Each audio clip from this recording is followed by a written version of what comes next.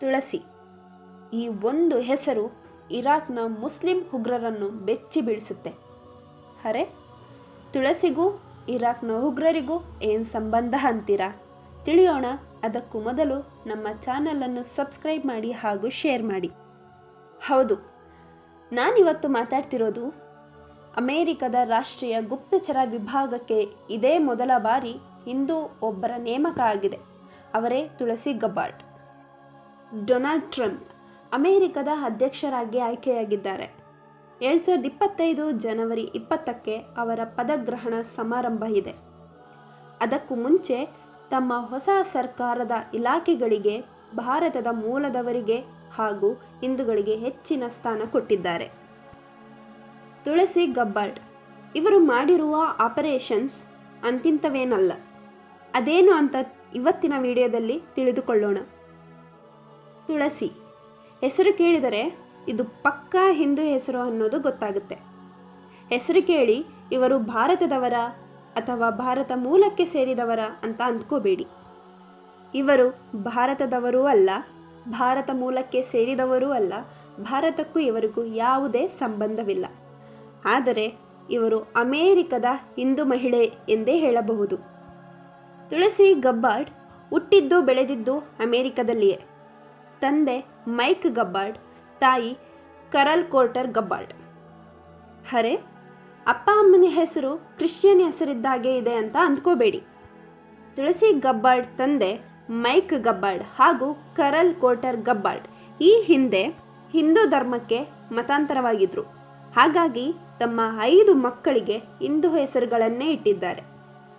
ಅದರಲ್ಲಿ 4ನೇ ಮಗಳೇ ತುಳಸಿ ಗಬ್ಬಾರ್ಡ್.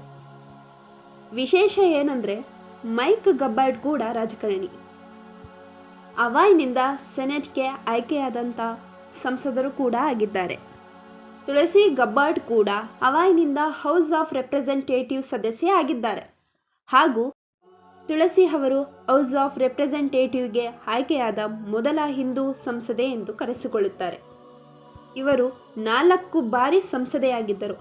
ಅಷ್ಟೇ ಅಲ್ಲದೆ ಭಗವದ್ಗೀತೆ ಹಿಡಿದು ಪ್ರಮಾಣ ವಚನ ಸ್ವೀಕರಿಸಿದ್ರು ಅನ್ನೋದು ಇನ್ನೊಂದು ವಿಶೇಷ.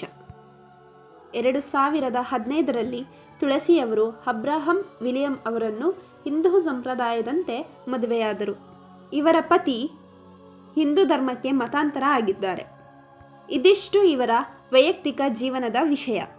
ಇನ್ನು ತುಳಸಿ ಗಬ್ಬಾರ್ಡ್ ರಾಜಕಾರಣಿ ಜೊತೆಗೆ ಖಡಕ್ ಸೇನಾಧಿಕಾರಿಯೂ ಹೌದು. ಇವರ ಮಿಲಿಟರಿ ಆಪರೇಷನ್ ಕೂಡ ರೋಚಕವಾಗಿದೆ. ಇವರ 21ನೇ ವಯಸ್ಸು 2003ರಲ್ಲಿ ಹವಾಯಿ ಆರ್ಮಿ ನ್ಯಾಷನಲ್ ಗಾರ್ಡ್ಗೆ ಸೇರುತ್ತಾರೆ. ನಂತರ 2004ರಿಂದ 2005ರವರೆಗೂ ಇರಾಕ್ನಲ್ಲಿ ಅಮೇರಿಕ ಮಿಲಿಟರಿ ಆಪರೇಷನ್ನಲ್ಲಿ ಪಾಲ್ಗೊಳ್ತಾರೆ. ಇರಾಕ್ನಲ್ಲಿದ್ದ ಮುಸ್ಲಿಂ ಉಗ್ರರ ವಿರುದ್ಧ ಕಾರ್ಯಾಚರಣೆಯಲ್ಲಿ ಪಾಲ್ಗೊಂಡಿದ್ರು. ಬಳಿಕ ಅಮೇರಿಕ ಸೇನೆಯಲ್ಲಿ ಮೆಡಿಕಲ್ ಯೂನಿಟ್ನಲ್ಲಿಯೂ ಕೂಡ ಕೆಲಸ ಮಾಡ್ತಾರೆ.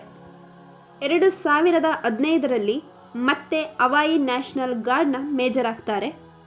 ಬಳಿಕ ಅಮೇರಿಕ ಆರ್ಮಿ ರಿಸರ್ವ್ಗೆ ಟ್ರಾನ್ಸ್ಫರ್ ಆಗ್ತಾರೆ.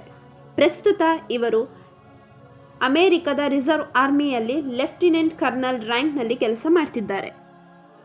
ಇವರು ಕುವೈತ್ನಲ್ಲಿ ಇರಾಕ್ ಉಗ್ರರ ವಿರುದ್ಧ ಕೈಗೊಂಡ ಕಾರ್ಯಾಚರಣೆ ಇವರಿಗೆ ಹೆಚ್ಚಿನ ಪ್ರಚಾರ ತಂದುಕೊಡ್ತು.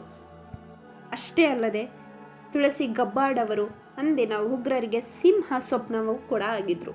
ಇಸ್ಲಾಂ ಉಗ್ರರನ್ನು ಕಟುವಾಗಿ ವಿರೋಧಿಸುತ್ತಿದ್ದರು, ಈಗಲೂ ಕೂಡ ವಿರೋಧಿಸುತ್ತಾರೆ. ಅಮೇರಿಕಾದ ಬರಾಕ್ ಒಬಾಮಾ ಅವರ ಕಾಲದಲ್ಲಿಯೂ ಕೂಡ ಇವರು ಕೆಲಸವನ್ನು ಮಾಡ್ತಾರೆ. ಆ ಅವಧಿಯಲ್ಲಿ ಬರಾಕ್ ಒಬಾಮನವರನ್ನೇ ಟೀಕಿಸಿ ಮಾತನಾಡಿದ್ರಂತೆ. ಬರಾಕ್ ಒಬಾಮಾ ಅವರು ಮುಸ್ಲಿಂ ಉಗ್ರರ ವಿರುದ್ಧ ಮೃದು ಧೋರಣೆಯನ್ನು ಹೊಂದಿದ್ದಾರೆ ಎಂಬ ಟೀಕೆಯನ್ನು ಕೂಡ ಮಾಡ್ತಾರೆ. ಪ್ರಸ್ತುತ ತುಳಸಿಯವರು ಅಮೇರಿಕ ರಾಷ್ಟ್ರೀಯ ಗುಪ್ತಚರ ಇಲಾಖೆಯ ನಿರ್ದೇಶಕಿಯಾಗಿದ್ದಾರೆ. ಸ್ವತಃ ಡೊನಾಲ್ಡ್ ಟ್ರಂಪ್ ಇವರನ್ನು ಹೆಮ್ಮೆಯ ರಿಪಬ್ಲಿಕನ್ ಎಂದು ಹೇಳಿದ್ದಾರೆ. ತುಳಸಿಯವರು ನಿರ್ಭೀತರಾಗಿ ಗುಪ್ತಚರ ಇಲಾಖೆಯನ್ನು ಭದ್ರಗೊಳಿಸುವ ನಿಟ್ಟಿನಲ್ಲಿ ಇಂದು ಕೆಲಸವನ್ನು ಮಾಡ್ತಿದ್ದಾರೆ. ಈ ವಿಡಿಯೋ ನಿಮಗೆ ಇಷ್ಟ ಆಗಿದೆ ಅಂತ ನಾನು ಭಾವಿಸ್ತೀನಿ. ಧನ್ಯವಾದಗಳು.